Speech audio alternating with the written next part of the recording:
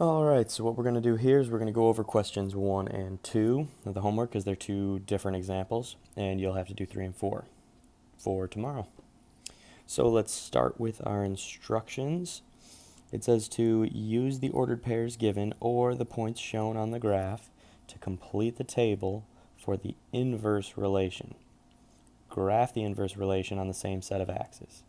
Finally, state whether or not f of x and f inverse of x are functions or non-functions, as well as how it is that you know. So there's a lot there. What you're basically going to do is you're going to take either the points we have that make a relation or the graph that we have of a relation, so points in this case, graph in this case, and you are going to end up drawing the inverse relation. Tell me if it's a function. So let's start with our relation for question 1. The first point we have is the point 6, 3, and we know that if we're going to put that point into this table for its inverse function, all that we have to do is take that 6 and that 3 and flip them. So that point becomes the point 3, 6 in our inverse function. The point 4, 2 is going to become the point 2, 4, and so on. Alright, so I've taken the liberty of putting all those points in our inverse function table, and I've also plotted the points from our original relation. So the next thing we're going to do is plot each of these points. The first point is 3, 6, so we can clearly see that that is going to be here. And the next point that we're going to graph is going to be the point 2, 4, so that's going to be over 2 on the x-axis and up 4 and so on. So now that we've plotted all of our points from our original function and all of the points from our inverse function, we can clearly see that this would be a very accurate reflection if we were to reflect our original function over that imaginary line y equals x, which would be right here. So it is a mirror image. And now the next thing we have to do is we have to determine, is this a function? Is this not a function? And one of the ways that we can do that is by using the vertical line test. So I'm going to see with our original relation, is there a vertical line that I can draw that will hit more than one of our points?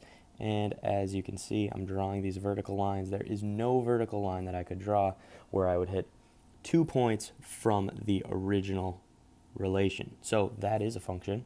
And now we're going to do the same thing with the second relation.